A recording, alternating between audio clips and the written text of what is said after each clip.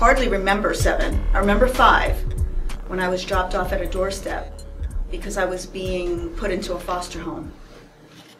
That was the beginning of the only thing I remember, like that's the start of what I remember. I remember going to this house in Paramus, New Jersey. I remember the address and everything. And it was a gray car, and this woman named Linda, she had to drop me off. That was her job, to put me in this new foster home. And I remember running back. I was so tiny too. I was always so tiny. Just this little kid, scared and not knowing what was going on. And I remember running back to the car and being just devastated. Like, it's like you're brought from one foster home to another. I don't remember. I have pictures of the first foster homes, but you're brought to this home and you don't even know these people. It is the most traumatic, devastating, heart-wrenching thing ever. And when I got into the door at 5 years old, they said, we already, my birth name is Joan or Joni Donato. They said, we already have a Joan, so we're going to call you June. So I was 5 years old, and instead of them saying, we're going to call you Joni and we have a Joan, they changed my name, my identity. Okay? So at 5 years old, my identity was stripped from me. And that is why when I came to Vegas in 1996, December 31st, 1996, one of the best moves I've ever made in my life coming here to Vegas. I've had such a wonderful, wonderful time so far, 22 years here.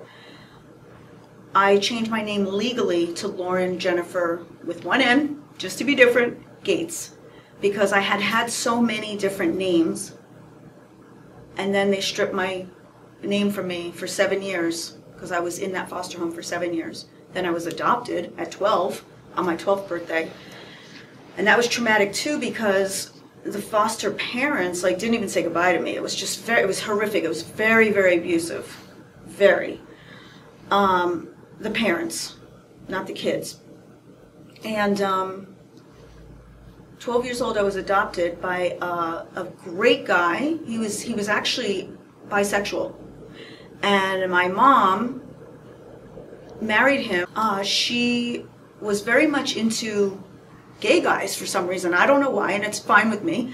But because he was bisexual and married her, and then they adopted me, a year later, I guess he realized I can't handle like this. This is not me. I'm not being true to myself. And so he left. And I never blamed him. You know, out of the 6 parents I've had in my life, which is 2 biological parents, 2 foster parents, and 2 adoptive parents, I can honestly say, and boy, this is going to be rough because this is the truth right here, and I know my family's going to see this and be like, oh, but I'm all about the truth. He was the only one that I can honestly say, not at the time, but years later, really respected, to where I would love to have a relationship with him, because he was so strict. Mm-hmm. He made me work out. I was like 86 pounds at 12 years old when I was adopted. My daughter is 12 years old, she'll be 13. She's like 117 pounds of, she does her sports and stuff. But I was so skinny and tiny, and then when they adopted me, he's like, well, we're going to start running. And I was like, oh, what? I hated him for that. Like, why are you making me run? I would run like this with my arms down. I would be like, imagine this, like, well, our family has to run, and I'm going to make you look up words. Like, in the summertime, I was the only kid reading books, writing, underlining words, and looking them up. So I hated him at that time. But it wasn't, if you think about it, it's not really hate. It's more like, you're a kid, just like my daughter right now. She can't stand some of the things I make her do, so they don't get it. But as the years go on, you really appreciate when a parent really loves you and supports you.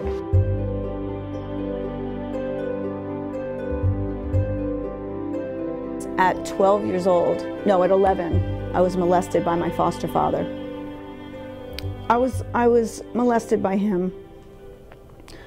Not penetrated, and I want to say that because not that it matters to anyone else except for me. I just want to put that out there.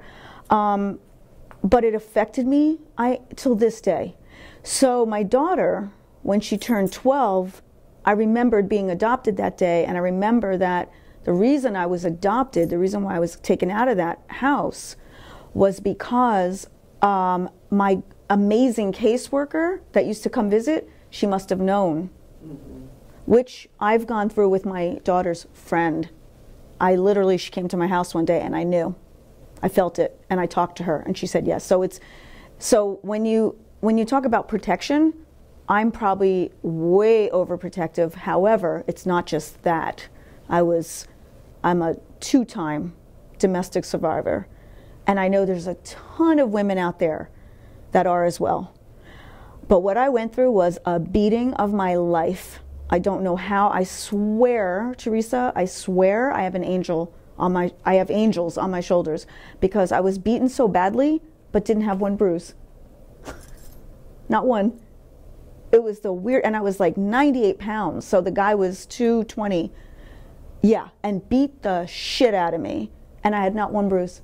When the cops came, he punched me in the nose, he kicked me in the ribs, he smashed my head on the wall, nothing. No concussion, no bruises. I should have had black eyes, and I don't know why. Part of me wishes there were all these things to prove, you know? So with my daughter, I have talked to her about human trafficking, because we're here in Las Vegas, and I've done a lot of hosting about that. I learned a lot about that, and it's scary as hell. And because I was molested, and because I had one of my landlords one time walked in my house when I was in bed naked, and I ran and put clothes, so I'm a little bit weary about men. I have a lot of issues, and I know I do. I have a lot of issues, but I'm very overprotective over her. And I'm not saying I hate men or anything like that, but it's hard for me to trust them. And even now, it's like I've been through so much bullshit. Don't fuck with me. Don't waste my time. And you go on these dating sites and they lie, or you meet them and they're not who they say they are. I'm just looking for a normal guy. I'm looking for a nice, normal guy. That's it. You know what I'm saying? I literally pray to God. I'm like, can you send me? He sends me everything I want, everything, but not the relationship. Isn't that something? So it could be where I need to work on it. I need therapy. I don't know. Who knows? Maybe I'm not accepting it. Crazy. So I'm very overprotective.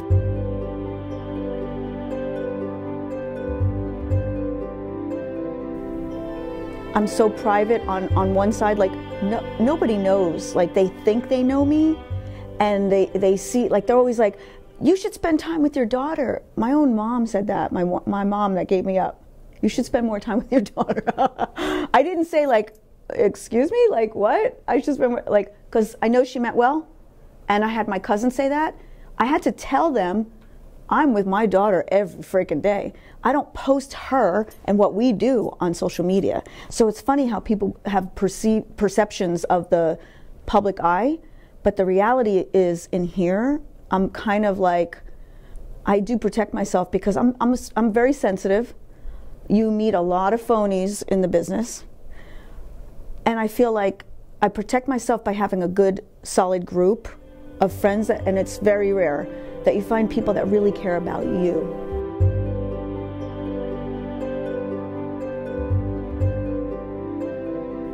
I feel like social media came at the wrong time.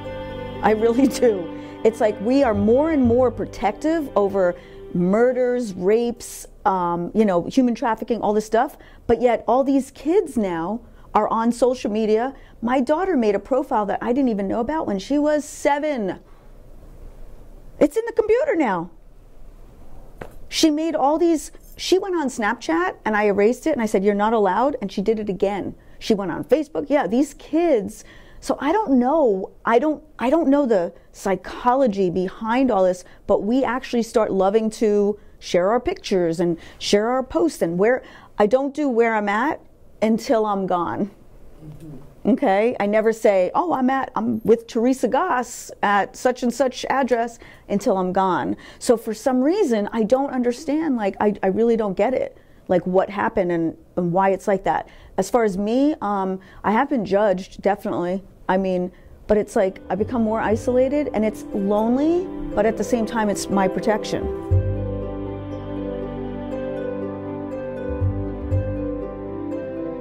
5 years old when I knew I wanted to be a singer. And I used to sing this song, Torn Between Two Lovers. I would sing that at 5 with my hairbrush. When I was adopted, my adoptive dad said, "What do you want to do?" And I said, "Act, sing, and dance." I love dancing.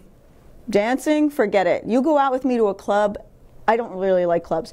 You go out with me wherever we're going, right? Anywhere. I could be in a grocery store, I'll start dancing. That is my number one thing to do. So he said, "We're going to take you for acting, singing, dancing," and open the book, and I guess it was too expensive, and I never went. So as a child, it was crushing that a promise was made to me of something I knew I had the passion for, I knew I had the drive for, and I knew I had the talent. Like, I knew I could dance, I can sing. So I actually, at about 18 years old, a boyfriend of mine had a beautiful studio. This guy, Steve, had a band. He was ready to get rid of his lead singer for me. But guess what? Because of my foster family putting me down so much, the parents, I didn't think I could do it, so I turned it down. I could have been, you know, next Pat Benatar. I mean, that's who was big when I was young. I love Pat Benatar, love her. And she was my size. I was 98 pounds. She had the butt, I had the butt, and she loved Burger King Junior Whoppers, and that's what I love. So,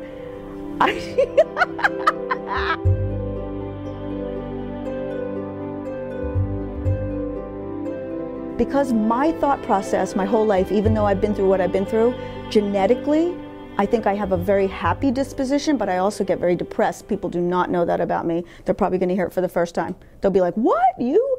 I get very, very lonely and depressed. I'm here by myself. My whole family's back east.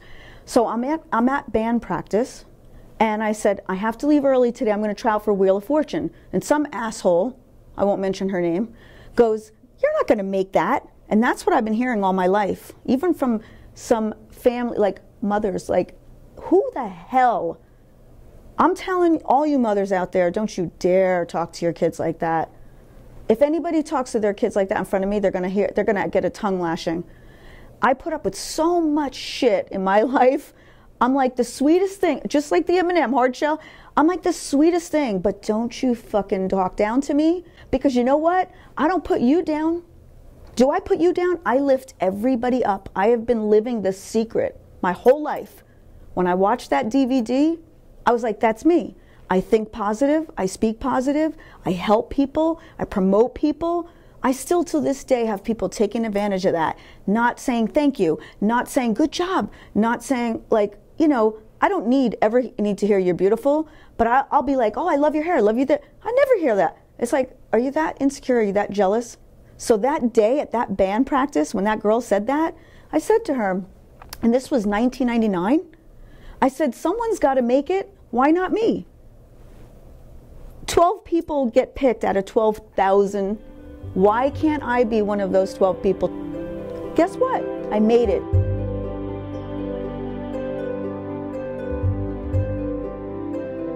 Do not listen to negativity. Do not. I could punch people right now.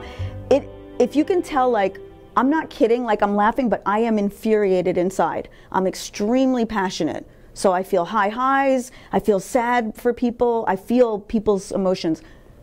I do not put up with bullying. I do not like people putting people down. If there's any woman or young girl out there that wants to do anything, as long as you're not hurting anyone and it's what you want to do, you know what I say? Kiss my ass and have confidence, because that's the thing. When you hear, and this has happened to me in my life, and maybe you too, when you hear negative things, sometimes you believe them, but guess what? If you realize that the negative things are coming from jealousy, insecurity, okay? And somebody who doesn't think they can do it, so they don't think you can do it, then you have to push them away, open the doors, and go for it. Walk through those doors.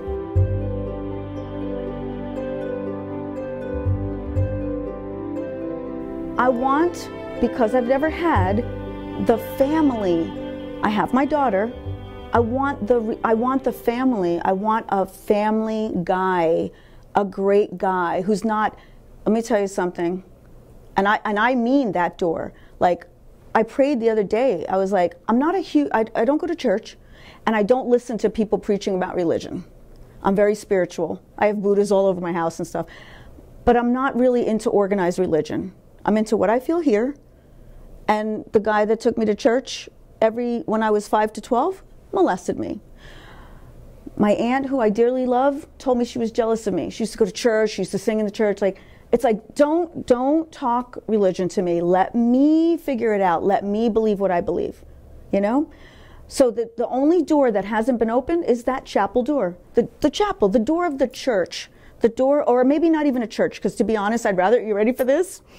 Okay, so there is two sides to me, Teresa. There's the bohemian bling side. Like, I always thought, like, if I do a lot of things I still want to do. Like, I want to open up a candy shop. I want to open up a Jadakin's boutique, okay, for my fancy high-end baby tiny tuckers and for puppies. But I think that, like, the bohemian bling is really who I am. And I just realized this a few years ago because I had this really cool ring which was stolen, because all my stuff has been stolen out of my house, which I don't understand. It's like, why? Because everyone's like, I never had anything stolen. I have everything stolen. Every pair of designer sunglasses that were given to me, gone. Every pair. Every gorgeous ring from California, because I like very unique things, gone. So I had this ring. It's on my Instagram, but you have to scroll all the way down because it's like in the beginning. And it was like a stone, and it was an artist that made this ring. And it was from Laguna Beach, which is one of my favorite places in the world. Like, it's just beautiful. The street is right off the beach, and there's volleyball. It's really cool, and there's all art galleries. So it's really nice. So they have a sawdust festival. I bought this beautiful ring from this artist, David, I don't remember his last name, and I did this in a picture or some, I don't know how I did, because actually I thought it was a selfie, but I guess it wasn't. But I realized, I'm like, wait, how did I do that? Did I do a selfie? Maybe it was like this, I don't remember. But I liked, my boobs were like, they just looked good, you know. I was like, oh, this is pretty, like I like art, okay? And so I held you know, I took the picture, and I had a shell, I made a necklace out of a flat shell. And I had the ring, which had the glistening stone. But it looked very 60s-ish sort of, but current. Like, it was hard to describe. It was gorgeous. And so I said, bohemian bling. That's it. That's who I am. I'm like this bohemian chick. I love music. Sade, my favorite. India Ari, Tasman Archer. I love the indie artists or the islandy type stuff. Reggae. Ooh. Love reggae, love Lenny Kravitz, love all that type of music. But I also love bling. Hello, right? So that's basically who I am in a nutshell if you're talking about peanuts, M&Ms.